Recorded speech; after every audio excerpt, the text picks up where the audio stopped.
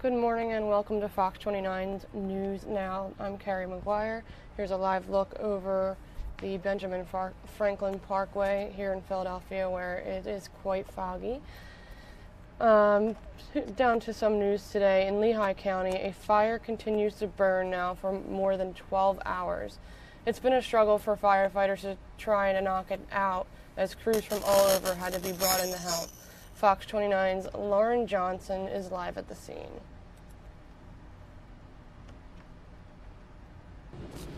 Hey, good morning to you. A long night and a really long morning for fire crews here in Allentown. As you can see, still a very busy scene out here at this building. The fire marshal has come and gone, telling me it's been a rough one. He did tell us not to expect any more updates until a little bit later. So here's what we can tell you about what we know right now. There's been some flare-ups there on the rooftop, flames still burning, and we've noticed that the fire crews are attacking it from all different angles of the building. This fire started last night around 6:30 in the evening. One woman who lives about a block away said she could smell smoke inside her home. That brought her outside, where she noticed the bottom of the building was burning. The first reports into our newsroom were that the fire was burning on the second floor, but several hours later it had reached the roof. Crews arriving on scene were concerned about the potential of a collapse inside this building, so they were very careful in how they approached the battle. The four-story building has been home to several different businesses over time, but we're not sure as to what was being housed there most recently. The woman we talked to earlier said she went to bed with the fire burning, woke up, firefighters were still hard at work. I commend them because this job is like, they risk their lives coming out here to fight fires, and it's like they still going at it. And it's 10 hours later? Yeah, 10 hours later, and they still going at it. And it's like, this is a hard fire to fight. I know a lot of firefighters, and I know it's a tough fire or a tough battle to deal with, so it's bad. I saw the smoke from the building coming this way, and then I was about to lay down. And then when I seen all the smoke, and then I looked out the window, I saw a big fire. So I didn't know what to say, think, or do. Amazed that it's still burning at this hour? Yeah, 12 hours, 10 hours, 12 hours. That's a long time to battle a fire. We did understand that one firefighter suffered injuries to his hand and arm, maybe some burns from the fire, but he is expected to be okay. But as you can see, more than 12 hours after this fire started, crews are still working really hard to make sure no flare-ups are happening inside this building. So it's been an absolutely very long night and a very long morning for the crews out here in Allentown. Back to you guys.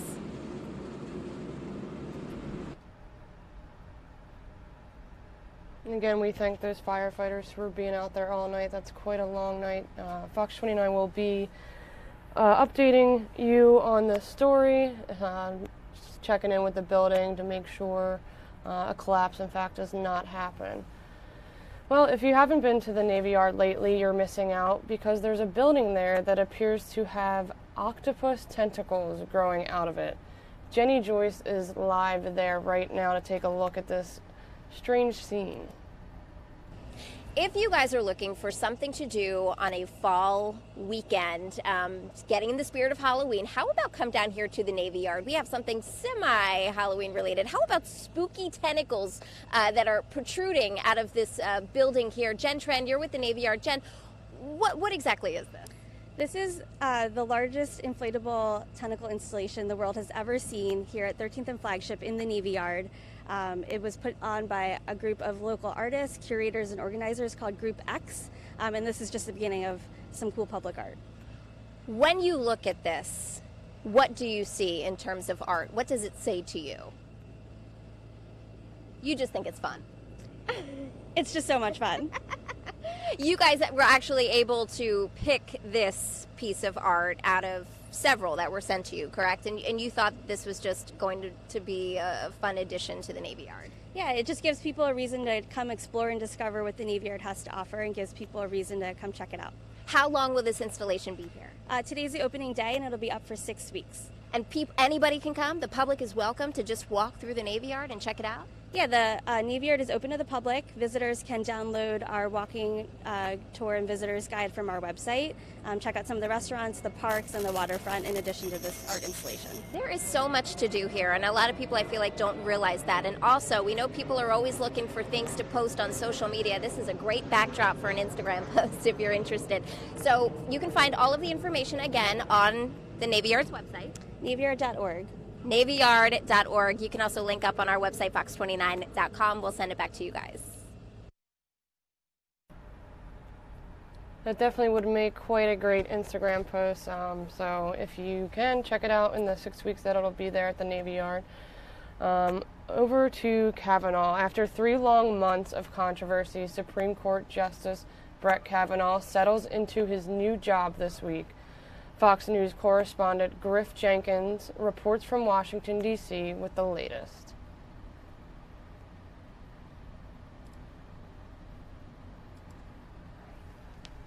Well, after surviving a tumultuous 3-month confirmation battle, Supreme Court Justice Brett Kavanaugh settles into his new job this week. But for the country at large, wounds are still raw, and both sides are vowing to make their voices heard at the ballot box in November's midterm election. So there seems to be a new focus on the midterms, Griff. On both sides. Hey, Griff. That's right. Hey, Mike and Alex, good morning to you. Yeah, midterms 4 weeks from tomorrow. And because of this brutal battle, Democrats and Republicans both say their voters are ready to render their own verdicts on Justice Brett Kavanaugh. After protesters made their last stand on the steps of the U.S. Capitol Saturday, some were already looking ahead to November.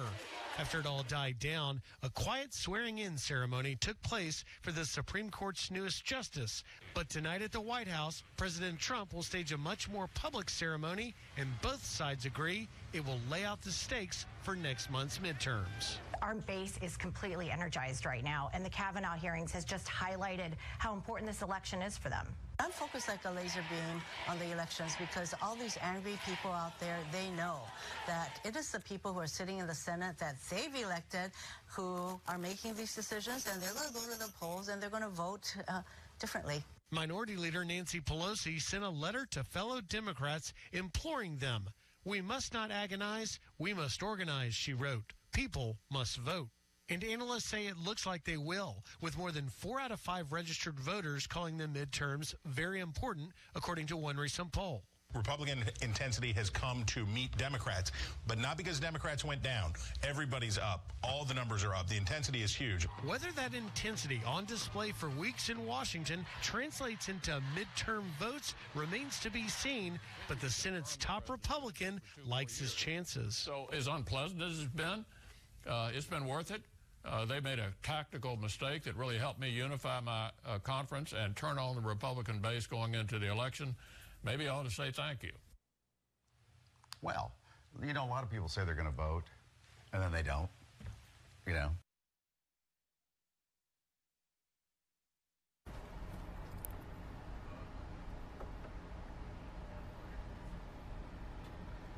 Also from A Good Day this morning, new guidelines for a common vaccine. The new age recommendations for the HPV vaccine. Dr. Mike spoke with Fox 29 Good Day. Here's a look at that.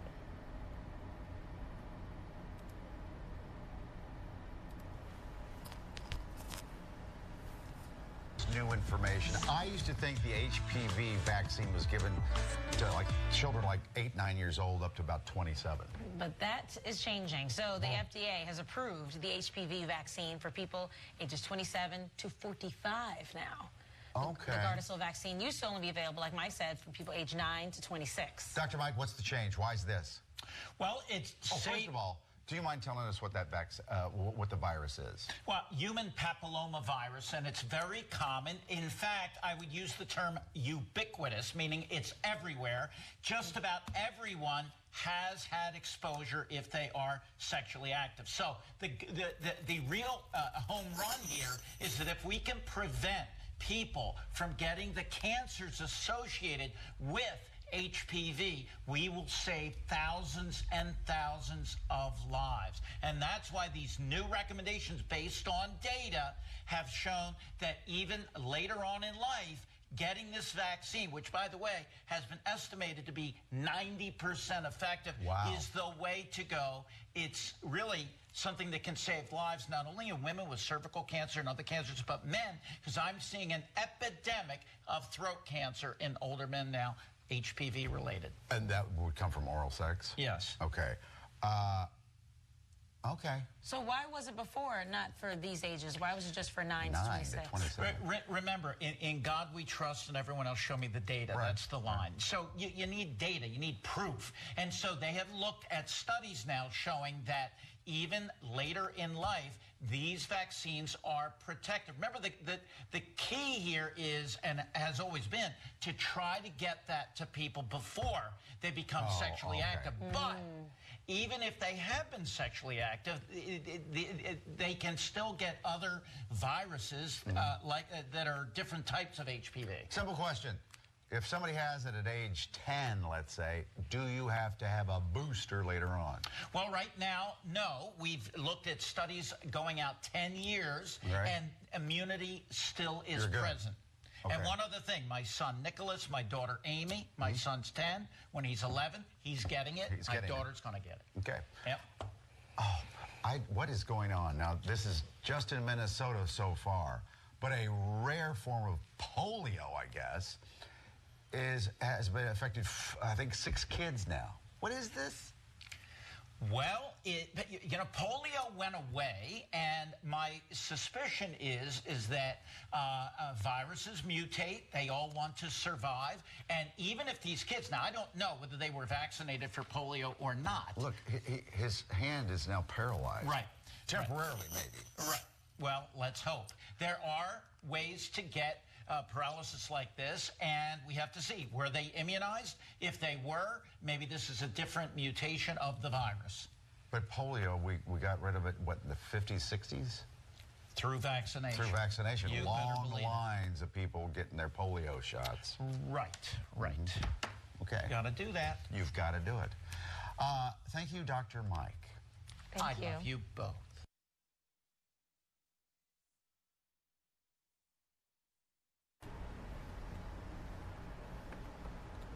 Again, that was this morning on Good Day, your Health Minute. And back to Good Day, former Eagle David Akers had a hand in a baby gender reveal for 2 huge Eagles fans. This was just yesterday. Fox 29 Good Day spoke with the couple this morning about the experience.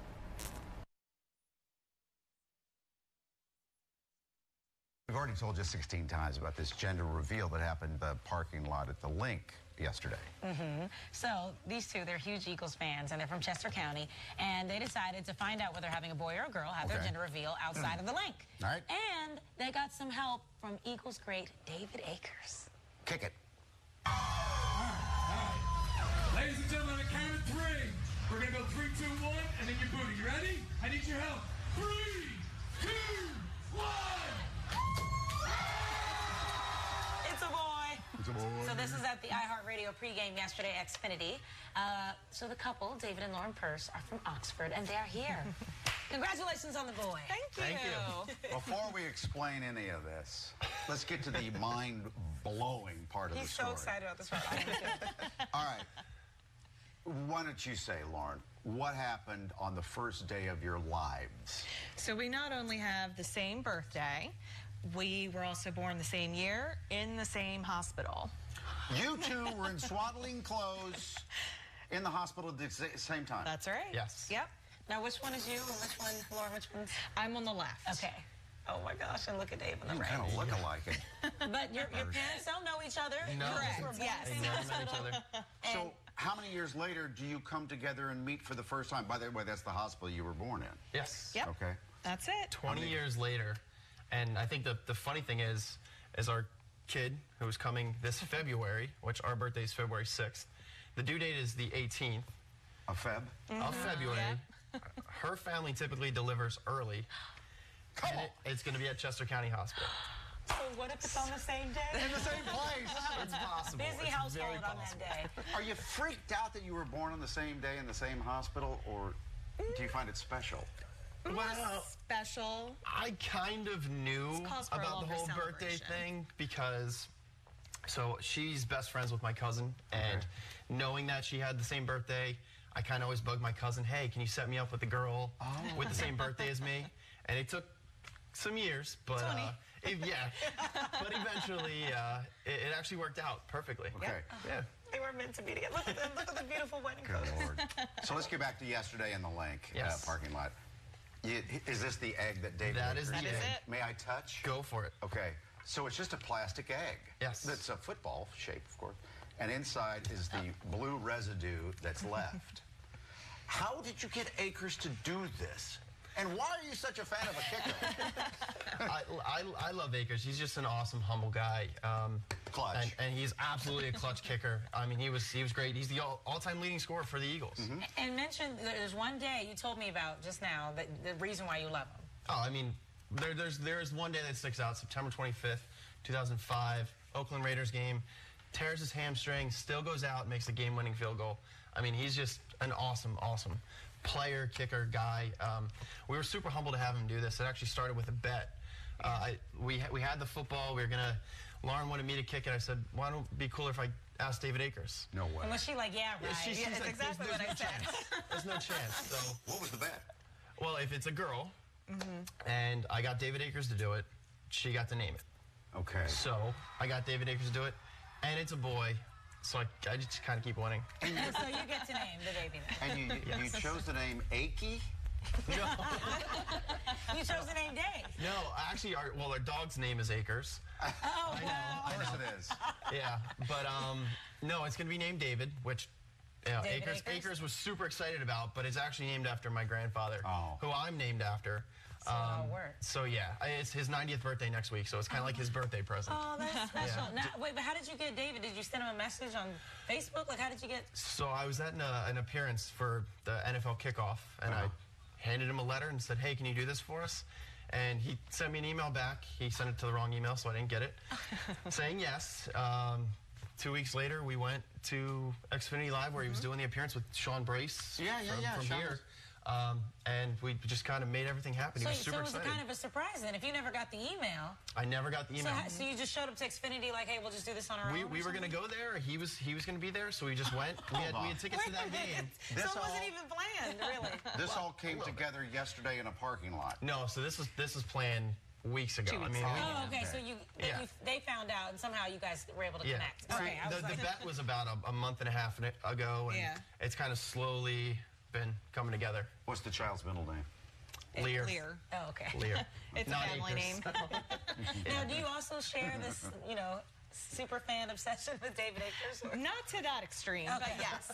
You have a I am a respect fan. for him. Yes, exactly. Wow. Well, congratulations. So let us know. Thank you. How many more weeks you got? 19. 19 more weeks? All right. And happy early anniversary, right? Thank you, yes. When is the anniversary? Sunday. Yep. So how are you going to celebrate? Do you have plans already? Or? Not yet. Let me not get you in trouble then.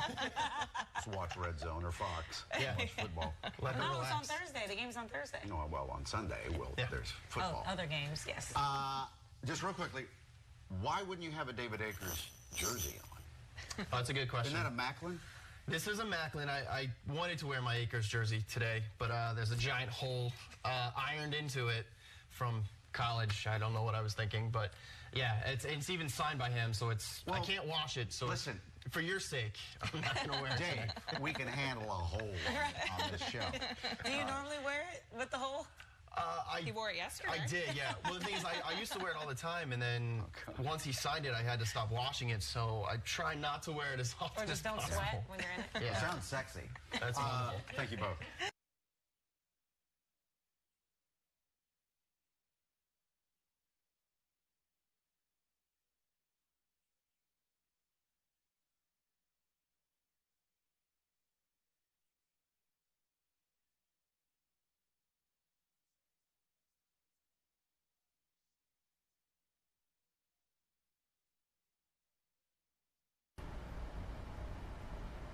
That's about all we have for today for Fox 29 News Now. Before we leave, though, I'll show you some weather so you can stay on top of that, and thank you for watching.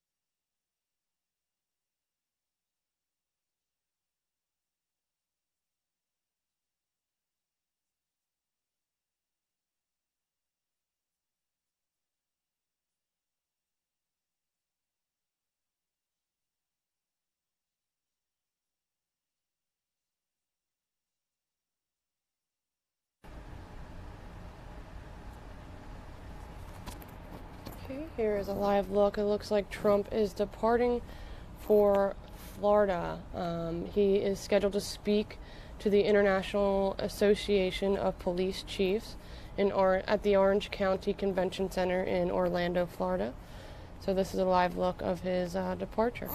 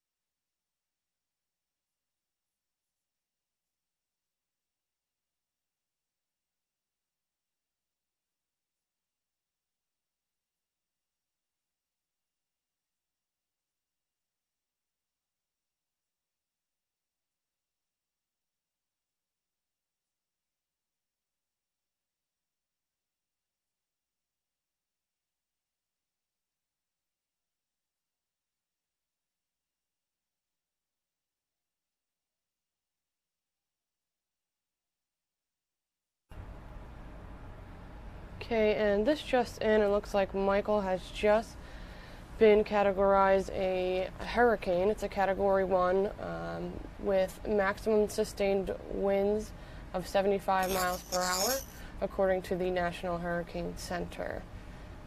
So again, Michael is a Hurricane 1.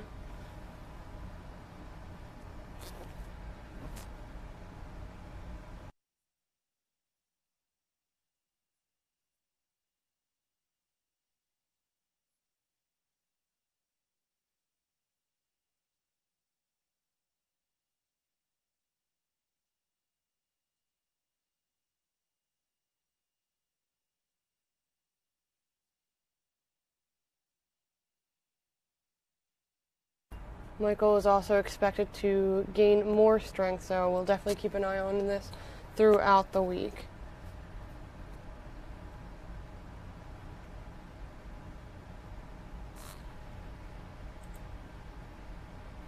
And back over to Trump's departure to Florida. He's scheduled to speak again to the International Association of Police Chiefs. A conference will be held at the Orange County Convention Center. It's from Saturday until tomorrow. The White House said the president will speak about the work of the administration to protect American communities by restoring law and order, supporting local law enforcement, and securing the border. Once President Trump leaves Orlando, he will head back to Washington for the swearing-in ceremony for Supreme Court Judge Kavanaugh. And something to look out for today, President Trump's speech will take place at 1:30. You can probably watch online, probably on Fox 29's Facebook page as well.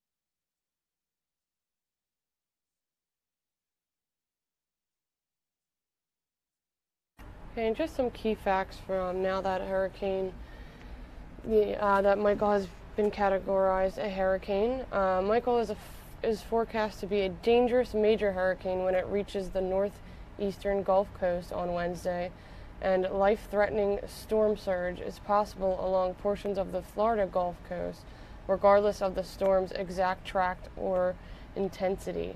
Residents in the storm surge and hurricane watch areas should follow any advice given by local officials, as storm surge and hurricane warnings will likely be issued later today. Heavy rainfall from Michael could produce life-threatening flash flooding from the Florida Panhandle and Big Bend region into portions of the Carolinas through Thursday. Hurricane conditions will spread over portions of western Cuba this afternoon, where a hurricane warning is now in effect. Tropical storm conditions are expected over the northeastern Yucatan Peninsula and the Isle of Youth today. Michael is expected to produce heavy rainfall and flash flooding over portions of western Cuba and the northeastern Yucatan Peninsula of Mexico during the next couple of days. So make sure you stay tuned with Fox 29 as we keep you updated on the track of this storm.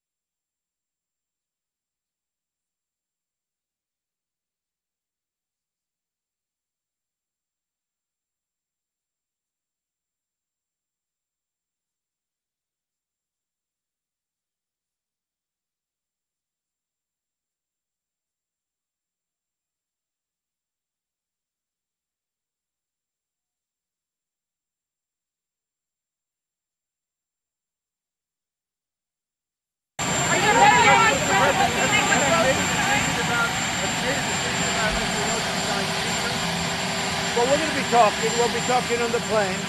I actually have a good relationship other than there's been no collusion, folks. No collusion. But do you think but I have a very good relationship. We'll see. What do you want to tell him on the plane? I don't hear you. No, I don't. Mr. President, So what are you going to tell him on the plane? Say it.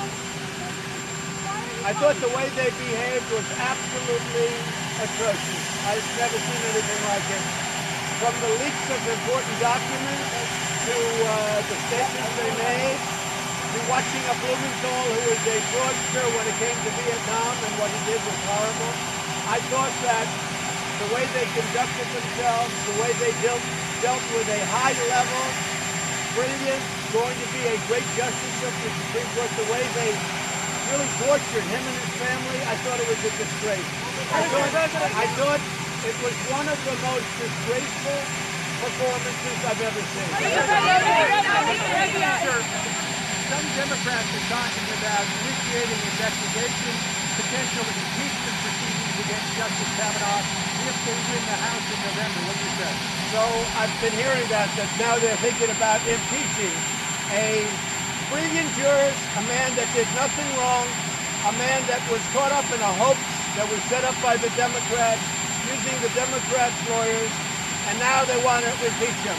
I've heard this from many people. I think it's an insult to the American public. And I think you're going to see a lot of things happen on November 6th that would not have happened before. The American public has seen this charade, has seen this dishonesty by the Democrats. And when you mention impeach a justice of the United States Supreme Court who was a top scholar, top student, top intellect, and who did nothing wrong, and there was no corroboration of any kind, and went through 7 FBI investigations, had nothing to do with any of this stuff. I mean, you had the last one. Take a look at the last one. The things they said about him, I don't even think he ever heard of the word. It was all made up, it was fabricated, and it's a disgrace. And I think it's going to really show you something come November 6th.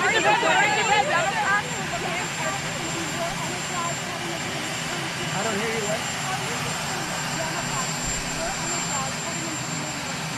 I think a lot of Democrats are going to vote Republican because I have many friends that are Democrats. The main base of the Democrats has shifted so far left that we'll end up being Venezuela. This country would end up being Venezuela. I think a lot of Democrats are going to be voting Republican. Mr. President, are you worried that as we look at your towers?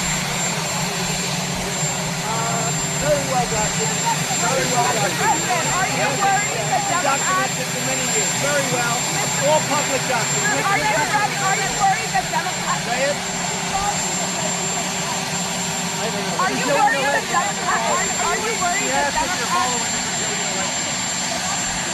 I don't understand the Are you worried that Democrats will look into your taxes? Not at all. Are you worried that loyalty? Look, I'm traveling with Rod. I didn't know Rod before, but I've gotten to know him, and I get along very well with him. Mr. President, North Korea says... North President.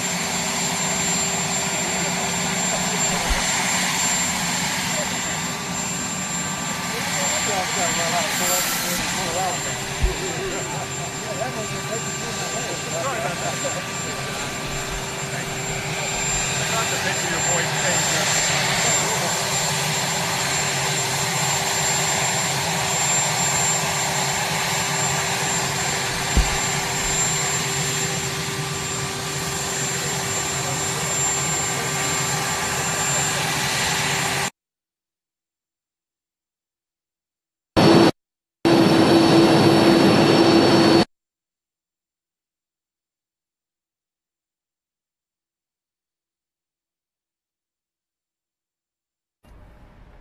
So what you saw there was Donald Trump departing the White House to head to the airport, to head out to Florida. So this is the live look of Trump, who was walking. He just walked onto the plane, as you saw, and again, the left side was Trump leaving for the airport earlier today and addressing the media.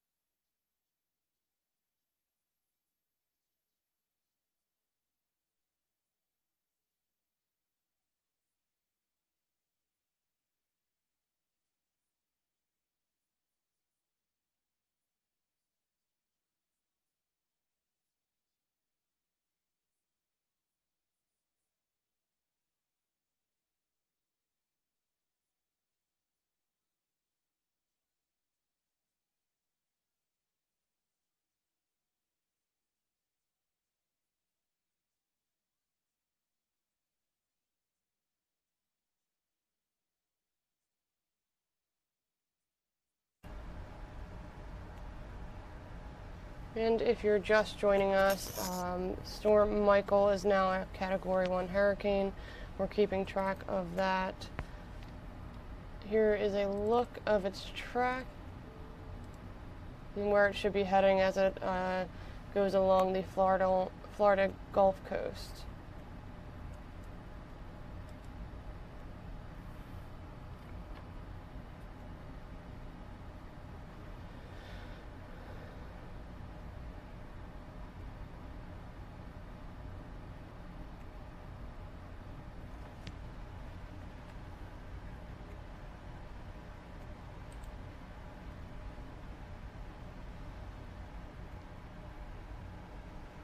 So the National Hurricane Center is saying that Hurricane Michael is a life-threatening. Storm surge is possible along portions of the Florida Gulf Coast.